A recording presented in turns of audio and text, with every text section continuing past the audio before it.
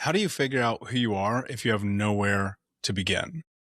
I think that happens to so many people in this life where they don't really know where to start. They don't know what to do. They don't know how to actually become the person that they're trying to become. And so I was thinking, like, how do we really get into that? And I wanted to tell you about my story. One, because I think it's important with the context of what I'm working on and creating here, but also so that you can understand I am not just someone who came up with ideas that I saw on YouTube or TikTok or Instagram or read on a blog, and then I repeat them and regurgitate them. I am someone who has lived this life. I am someone who grew up with drug addict, alcoholic parents, who was homeless, who has suffered in ways that most people can't understand. And so I'm going to tell you my story. It's going to be unfiltered. I'm just going to dive in and I'm going to give you a bit of the context about how I got to where I am today so that you can understand two things. One, I'm not some guru guy who read some shit on the internet one time and then I sell it to you. And two, and I mean this, and I know this is something you hear all the time, but if my ass can make it out of what I grew up in and live a life, so can you. You are more than capable of this. You are capable of running the business of your dreams, of leading the teams of your dreams, of having the career of your dreams, the relationship, the health, the money. Trust me, you can do all of this. It's going to be really, really fucking hard, but you can do this. So I'm going to take you back. I was born in the 80s, child of the 80s, 1985, grew up in Indianapolis. And at this time, Indianapolis is a really weird city because you have people coming from Chicago and Cincinnati and Louisville kind of up into this place that for most people who understand what Indianapolis is, we called it Nap Town. It was called Nap Town because for a long time it was very, very boring. There wasn't a lot happening in the city. And then there was an influx of gangs and violence and money and drugs. Then we got some sports teams and we started becoming a city. And then now I think Indianapolis is the 11th biggest city in America, or 12th, something like that. So I grew up in Indy in the 80s. My mother was a drug addict and alcoholic. And in fact, my mother was such a drug addict and alcoholic, she actually cut off my right index finger. So you can see discolored, disfigured, multiple skin grafts. I mean, it's hard to get it in focus on the camera, but a lot. I had multiple skin grafts, multiple surgeries. She married a guy who was completely abusive. The guy was a complete monster.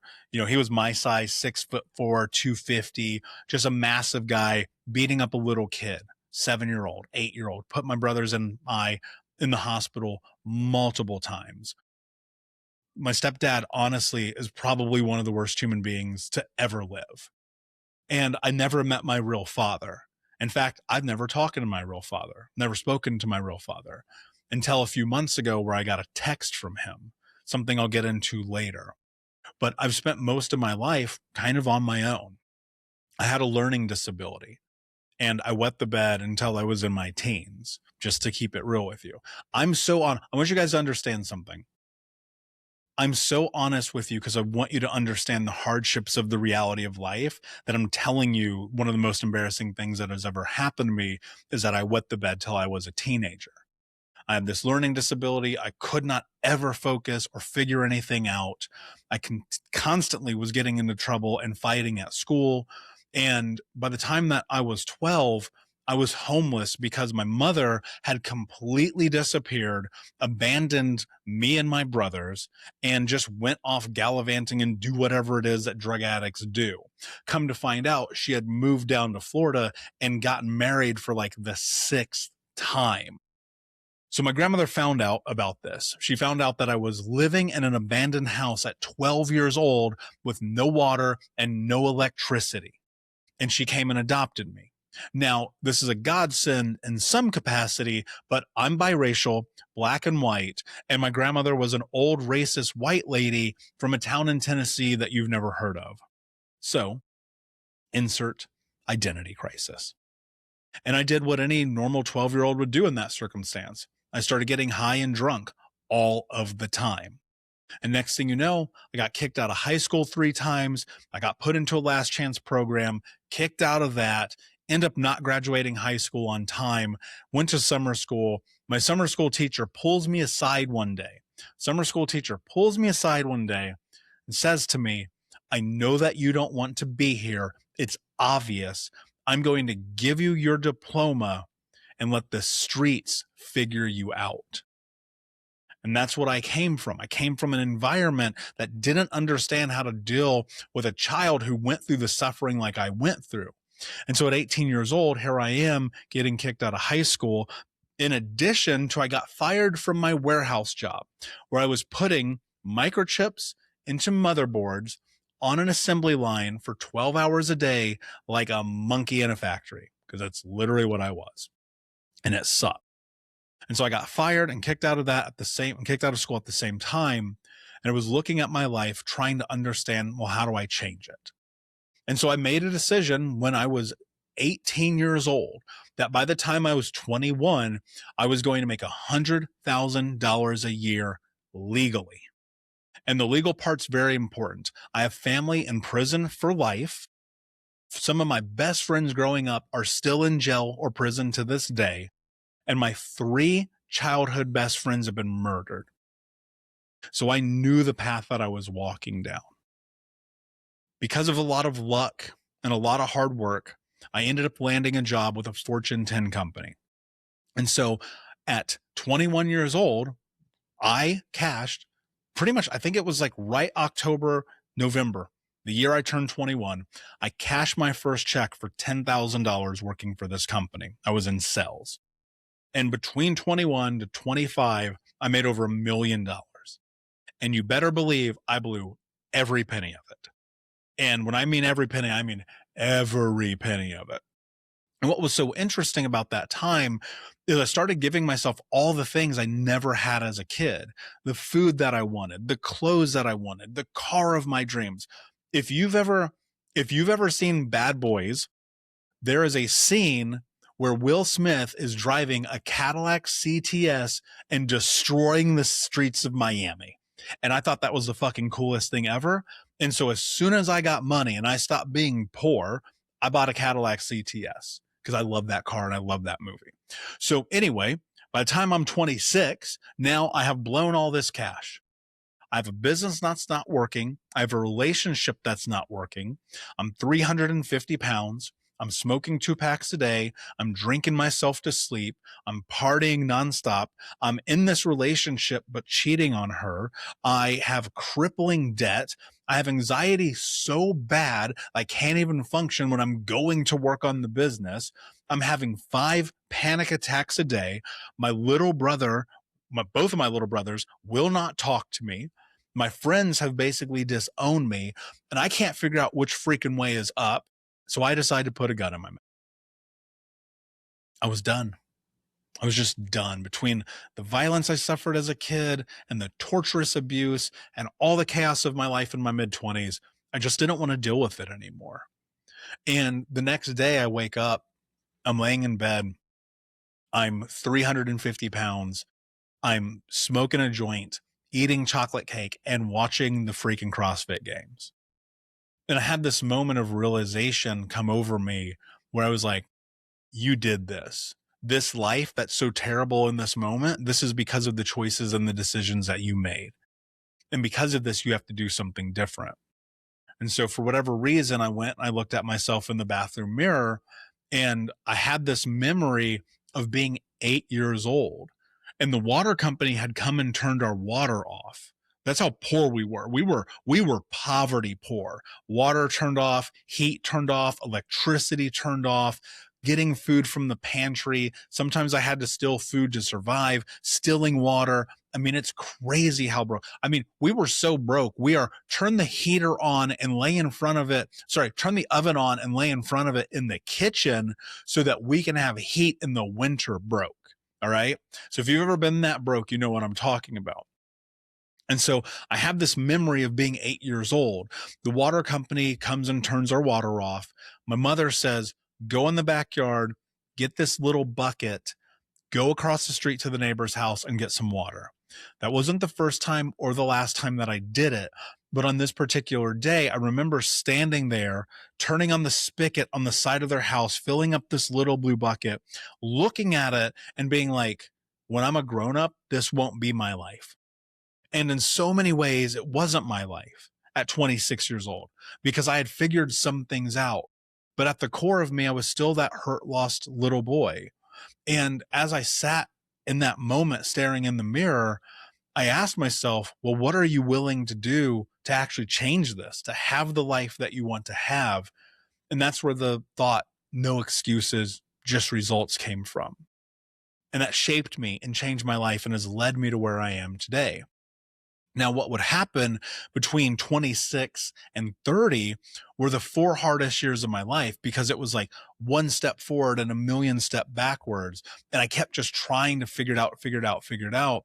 And eventually, a story I'll save for another day. I moved to Portland, Oregon with $500 in my pocket without knowing a soul, without owning a car, without having a bed. And I did this so that I could go work with a therapist that to this day is still the person that I rely on when life gets the hardest. And so around 31, I started this company called Think Unbroken. And the mission of Think Unbroken was I was just trying to help people. I was in my own journey, by the way, still trying to figure it out, how to navigate it, how to walk this path. And yet I was like, maybe I can help some people.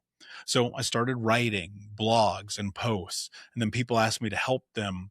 And inevitably, what happened because I kept telling this one person, no, I was like, I can't coach you. I'm not a coach. That's not what I do. I'm just a writer. I'm just writing stuff because this is how I process. And maybe it can help you or my brothers or somebody else in the process. And he was adamant about it. He's like, I'm going to keep asking you until you say yes. And because I didn't really know anything about the business of coaching, nor had I ever really anticipated that I would be a coach, I came up with what I felt like was a really high number to dissuade them from wanting to work with me. And they were like, yes, I'll work with you. I'll pay that. And I was like, shit, I should have set a higher number. And the thing that happened is that became kind of the first domino that fell, which has now become this amazing career that I have coached over 3,000 paid clients. We've done millions of downloads on my podcast, Think Unbroken. I'm a best-selling author with my first book, Think Unbroken. I've written three more. I was nominated recently as Coach of the Year, but most importantly, I've gotten to live this life that has really been incredible. And I say that because if you would have asked me when I was young, would I have traveled to over 60 countries and spoken on some of the biggest stages in the world and get these testimonials from people whose lives that I've touched and changed, I'd been like, you are out of your mind. I can barely fucking take care of myself. And yet here I am. And so the reason I'm telling you the story in this truncated version is because I want to help guide you through where you're at. For my high performers, my leaders, my executives, the people who you're touching the greatness, but you can't handle it, or you're sabotaging it, or you're getting in your way, or you know there's still these underlying things that are in front of you that you have to work through. I'm here to help guide you through that process.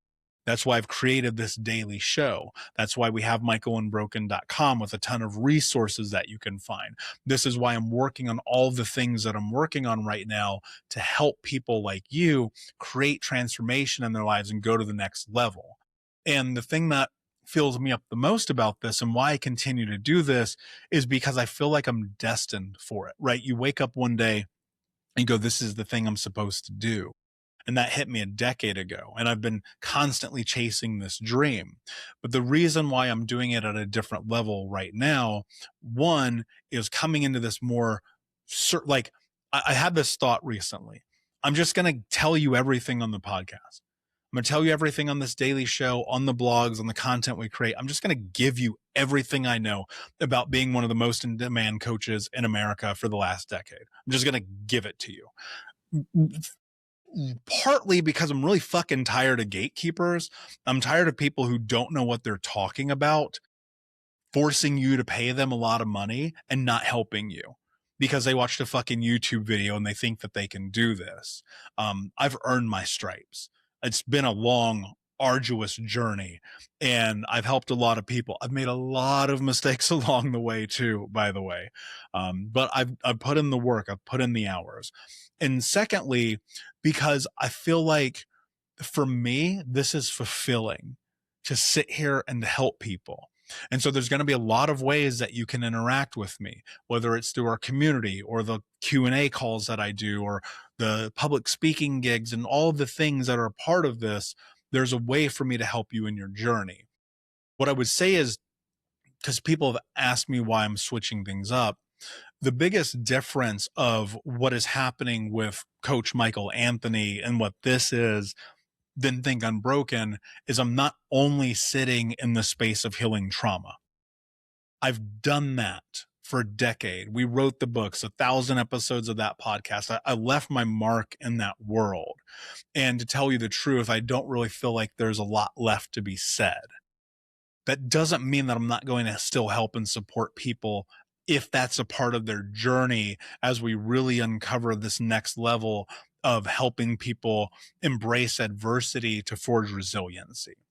And what I'm in front of now, and the thing that's driving me, is to work with leaders, executives, business owners, entrepreneurs, people who are like in this place where they're trying to go to the next level in their life. Part of the reason is because I know that I've been in some form of leadership for 22 years. I've hired hundreds and hundreds of people. I've built multiple 7-figure companies. I know what it takes mentally, emotionally, physically, spiritually to actually go to the next level in business as a high performer. And I want to help people who are struggling right now to be able to do that for themselves, their lives, and in their families. So much more to come. But I wanted to kind of create this content in this episode just to let you know about my story and my background. There's so much more we'll get into. This is obviously high level.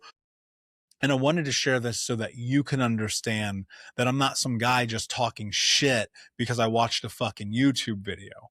I'm a guy who's lived this. I've helped the people. I've transformed my life. I've done the things, and I'm here to do it in a different way. And so with that said, I appreciate you guys. Thank you for being a part of this. It's just the beginning. So much goodness is coming and along the way. But you can go to michaelunbroken.com. There's tons of free resources. You can learn more about me and what I do. And most importantly, you get access to information that might just help you transform your life. So that said, we release this show every single day, Monday through Friday. It is the show that I hope that will be a part of your life on the daily, because I'm making sure that every episode is under 20 minutes. So this is the drive to work show. This is the drive home show. This is the lunch break show. This is at the gym show.